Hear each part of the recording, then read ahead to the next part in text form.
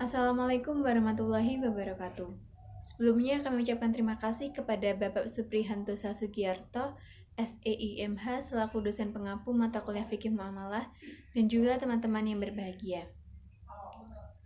Pertama-tama, marilah kita panjatkan puji syukur kehadirat Allah Subhanahu wa taala karena telah memberikan rahmat serta hidayahnya kepada kita semua.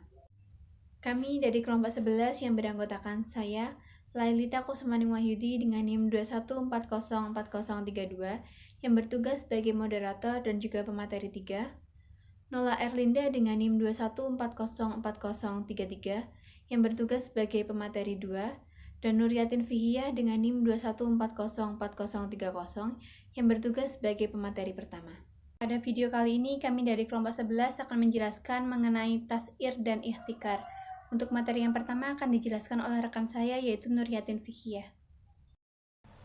A. Tas'ir. Pengertian secara bahasa, tas'ir sama dengan sir, yaitu mengukur harga. Sedangkan menurut istilah ialah seseorang yang menjalankan suatu keputusan kepada seluruh kaum muslim untuk menjual barang sesuai dengan harga yang telah ditetapkan. Pendapat para ulama. Menurut Imam An-Nawawi, tas'ir adalah penetapan harga makanan atau lainnya dengan harga tertentu. Urfa Ibnu mendefinisikan tas'ir adalah pembatasan harga dengan harga yang telah ditentukan oleh pemerintah. Sedangkan menurut Hanabila, al-buhuti adalah penetapan harga oleh pemimpin yang diikuti oleh bawahannya. Hukum tas'ir dalam fikih Islam. Menurut pendapat jumhur, tas'ir hukumnya adalah haram. Sedangkan menurut mazhab yaitu 1. Mazhab Malikiyah, tas'ir dibagi menjadi 2 kelompok. Yang pertama, diperbolehkan tas'ir apabila sebagian penjual menurunkan harga dan menyesuaikan dengan pedagang lainnya. Yang kedua adalah membatasi pedagang dengan harga yang telah ditentukan sehingga mereka tidak melampaui harga. Yang kedua, menurut mazhab Malikiyah, walaupun diperbolehkan atau al-afdol, menurutnya adalah lebih baik meninggalkannya. Yang ketiga, menurut mazhab Syafi'iyah ialah tas'ir diperbolehkan pada saat kekeringan atau saat manusia sedang kesusahan. Akan tetapi tas'ir diperbolehkan namun tidak secara mutlak. Syarat-syarat tas'ir: 1. Barang atau jasa tersebut diperlukan oleh masyarakat banyak. Yang kedua, pemerintah tersebut adalah pemerintah yang adil. Yang ketiga, penetapan harga tersebut dilakukan melalui pertimbangan modal dan keuntungan para pedagang dahulu. Yang keempat, ada pengawasan yang berkesinambungan dari pihak penguasa terhadap pasar. Baik, perkenalkan nama saya Nola Elinda dengan NIM 21404033. Saya akan mempresentasikan tentang ihtikal. Pengertian ihtikal secara etimologi adalah perbuatan menimbun barang atau tempat untuk menimbun barang. Sedangkan secara istilah adalah menimbun barang seperti kebutuhan pokok untuk meraih keuntungan yang lebih dengan cara menaikkan harganya. Pendapat para ulama, yang pertama, Imam Al-Ghazali mengemukakan tentang ihtikar adalah tempat menyimpan barang dagang dan akan dikeluarkan ketika harganya mulai melonjak naik. Yang kedua, menurut mazhab